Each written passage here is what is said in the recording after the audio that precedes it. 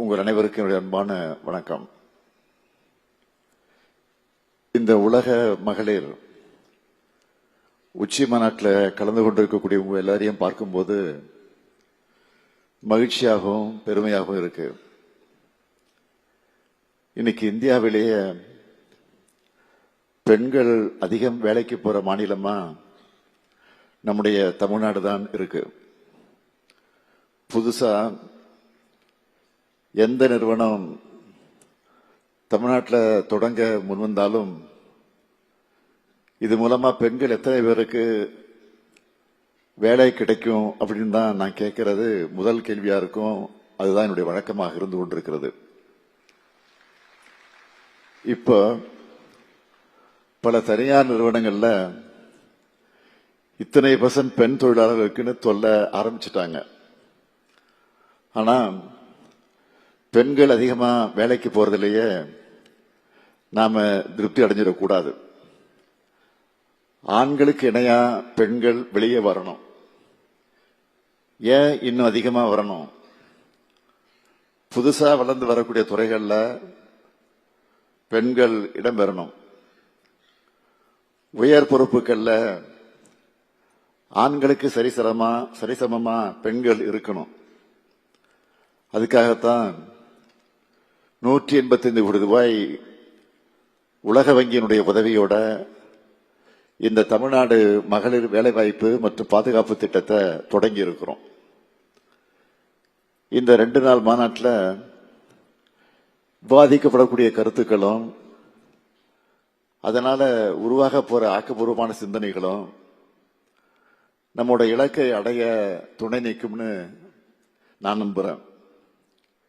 பெண்கள் தான் இந்த சமூகத்துடைய முதுகெலும்பு. மக்கள் தொகையில சரிவாதியாக இருக்கக்கூடிய பெண்கள் முன்னேறாம எந்த நாடும் வளர முடியாது. தந்தை பெரியார் அவர்கள் 100 ஆண்டுகளுக்கு முன்னையே வலியுறுத்தின கருத்து இது. அவருடைய வழியை பின்பற்றி முத்தமிழறிஞர் கலைஞர் அவர்கள் பெண்களுடைய முன்னேற்றத்திற்கான ஏராளமான திட்டங்களை செயல்படுத்தினார். குடும்ப சொத்தில பெண்களுக்கு சம உரிமை,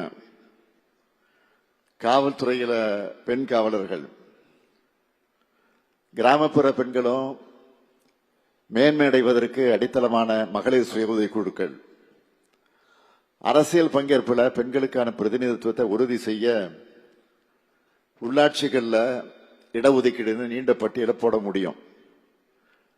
அடுத்து இப்போ திராவிட மாடல் அரசுலையும் பெண்களுடைய சம பங்களிப்பை அதிகரிக்கணும்னு இதுவரை இல்லாத அளவுக்கு பல திட்டங்களை செயல்படுத்திக்கிட்டு இருக்கிறோம். அதுல முதன்மையானது பேருந்துகள்ல கட்டணமில்லா விடியல் பயணம். இதன் மூலமா பெண்களின் பயணங்கள் அதிகரிச்சிருக்கு. அடுத்து பெண்கள் டிகிரி வாங்குறத உறுதி செய்யக்கூடிய வகையில் புதுமை பெண் திட்டம். படிச்சு முடிக்கிற வரை மாதம் 1000 ரூபாய் கிடைக்கிறதுனால கல்லூரிக்கு வரக்கூடிய பெண்களுடைய எண்ணிக்கை அதிகமாகி இருக்கு. அதுவும் பிசி, எம்பிசி, எஸ்சி, எஸ்டி சமுதாய மாணவிகள் இந்த திட்டத்தில் அதிகமாக பயனடைகிறாங்க. படிச்சு முடிஞ்சதும் வேலை கிடைக்க அதுக்காக திறன் பயிற்சிகளை வழங்க நான் முதல்வன் திட்டம். அந்த திட்டத்தோட வெற்றிய இங்கே பேசின முஸ்லிம் மாணவி சொன்னார. அவங்க பேசும்போது அவ்வளவு பெருமையா இருந்துச்சு, மகிழ்ச்சியா இருந்துச்சு எனக்கு. அதே போல வேலை போற இடத்துல பாதுகாப்பா விடுதிகள் வேண்டுமென பல்வேறு இடங்கள்ல தோழி விடுதிகள் திறக்கப்படுது. அதே போல என்னதான் பெண்கள் வீட்டிலே முடங்கிடாம வெளியே வர தொடங்கினாலும் அவங்களுக்கு இருக்கக்கூடிய பெரிய சிரமம் என்னன்னு கேட்டீங்கன்னா சமையல். நம்ம அரசோட காலை உணவு திட்டத்தால அந்த பாரமும் இப்ப குறைஞ்சிடுச்சு. பசங்களுக்கு ஸ்கூல்லேயே நல்ல தரமான உணவு கிடைக்கிறதுனால மகளிர் இப்ப நிம்மதியா காலையில வேலைக்கு கிளம்புறாங்க.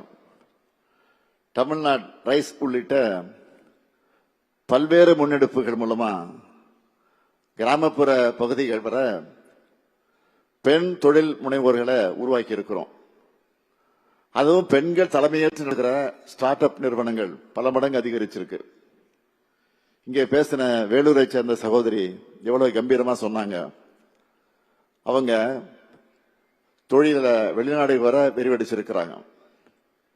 இது எல்லாத்துக்கும் மகிழ வச்ச மாதிரி இந்த அரசோட முத்திரை திட்டம் அதுதான் கலைஞர் மகளிர் உரிமை திட்டம். 1,30,00,000 குடும்ப தலைவிகளுக்கு மாதம் 1000 ரூபாய் உரிமை தொகை. இதுவரை யாரும் செய்யாத வரலாற்று சாதனை அது. இன்னைக்கு இந்தியாவில் இருக்கக்கூடிய மற்ற மாநிலங்களும் நம்மை பார்த்து பின்பற்றி வரக்கூடிய சாதனை அது. பெண்களின் சுயமரியாதை, பொருளாதார சுதந்திரம், தன்னம்பிக்கை ஆகியவை இந்த உரிமை தொகையால கூடியிருக்கு. இப்படி பெண்களின் முன்னேற்றம் ஒரு பக்கம்னா, பெண்களுடைய உடல் நலனுக்காக நிறைய திட்டங்களை செஞ்சுக்கிட்டு இருக்கிறோம்.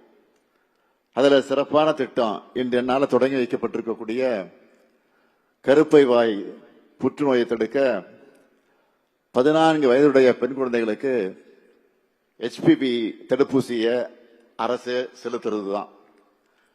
கடந்த ஆண்டு பட்ஜெட்ல இதை அறிவிச்சு அதுக்காக 36 கோடி ரூபாய் ஒதுக்கணும். பல பெண் மருத்துவர்கள் சோசியல் மீடியாவில் இந்த திட்டத்தை வரவேற்று பாராட்டி எழுதியிருந்தாங்க. 3,38,649 பெண் பிள்ளைகளுக்கு இந்த தடுப்பூசி செலுத்தப்பட்டிருக்கு. முதற்கட்டமா 4 மாவட்டங்களில் இருக்கக்கூடிய 30,209 மாணவிகளுக்கு இந்த தடுப்பூசியை செலுத்த போறோம்.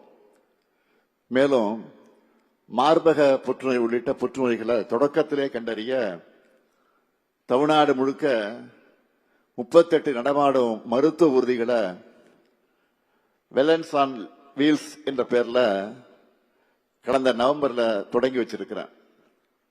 பெண்களுக்கு பெரிய அச்சுறுத்தலா இருக்கக்கூடிய புற்றுநோய்க்கான தரமான சிகிச்சை வழங்க காஞ்சிபுரத்தில் அறிஞர் அண்ணா நினைவு புற்றுநோய் மருத்துவமனை 120 கோடி ரூபாய் செலவில் பெரிய அளவில் தரம் உயர்த்தப்பட்டு வருது. ஊட்டச்சத்தை உறுதி செய்கின்ற திட்டம் மூலமா பாலூட்டும் தாய்மார்களுக்கு ஊட்டச்சத்து பெட்டகங்கள் வழங்குகிறோம். இப்படி மகளிர் நலன் காக்கும் நம்ம அரசின் திட்டங்களோட நீட்சியாதான் இந்த தமிழ்நாடு பி சேஃப் திட்டம் அமைஞ்சிருக்கு. வளர்ந்து வர துறைகளில் பெண்களுக்கான வேலை வாய்ப்புகளை உருவாக்க மட்டும் இந்த திட்டம் செய்யல. அப்படி அவங்க வேலைக்கு போகணும்னா குழந்தைகள் வயதானவங்களை கவனிச்சுக்கிற பொறுப்பை யாராவது எடுத்துக்கணும். இந்த நடைமுறை சிக்கலை உணர்ந்து குழந்தை பராமரிப்பு, முதியோர் பராமரிப்பு, பாதுகாப்பான தங்குமிடங்கள்னு அதுக்கான ஆதரவு சேவைகளையும் இந்த திட்டம் வழங்குறது பாராட்டுக்குரியது. மேலும் பெண்களுக்கு தேவையான டெக்னாலஜி சப்போர்ட், திறன் பயிற்சி ஆகியவற்றையும் இந்த திட்டத்தில் வழங்குகிறோம். பெண்களின் பாதுகாப்புலையும் இந்த திட்டம் அக்கறை செலுத்துது. ஏன்னா பாதுகாப்பான சமூகத்தில் தான் பெண்கள் அதிகமாக வெளியே வேலைக்கு வர முடியும். அதனாலதான் இந்தியாவிலேயே தமிழ்நாட்டில் அதிக அளவிலான பெண்கள் தொழிற்சாலைகளில் பணிபுரிகிறாங்க. பெண்களுக்கான பாதுகாப்புக்காக காவல் அவசர உதவி, அதனுடைய எண் 181, காவலன் SOS மொபைல் செயலி மூலமா பெண்களின் பாதுகாப்பை உறுதி செய்கிறோம். முழுக்க முழுக்க நம்ம திராவிட மாடல் அரசினுடைய திட்டங்களோட ஒத்து போகக்கூடிய குறிக்கோள்களை இந்த தமிழ்நாடு மகளிர் வேலைவாய்ப்பு மற்றும் பாதுகாப்பு திட்டம் கொண்டிருக்கு. அதனாலதான் இந்த உச்சி மாநாட்டுக்கு அழைப்பாளராக இல்லாம உங்கள ஒருத்தனா, இன்னும் சொன்னா ஒரு பார்ட்னரா நான் வந்திருக்கிறேன்.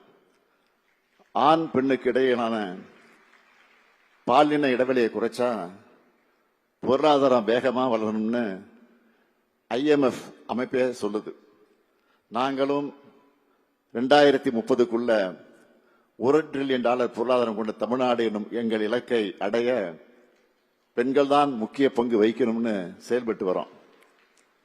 இந்த உலக மகளிர் உச்சி மாநாட்டில் தமிழ்நாட்டு பெண்களுக்கு நான் தரக்கூடிய பிராமிஸ் என்னன்னா, ஒவ்வொரு பெண்ணும், கல்வி கற்கக்கூடிய ஒவ்வொரு பெண்ணும் சுதந்திரமாக வாழ, பெண்கள் மரியாதையான ஊதியத்தை பெற்றிட, பெண்கள் தொழில் முனைவர்களாக மாற, பெண்கள் எந்தவித அச்சமில்லாமல் வாழ எனது தலைமையிலான உங்க திராவிட மாடல் அரசானது உரிய கட்டமைப்பை உருவாக்கும்.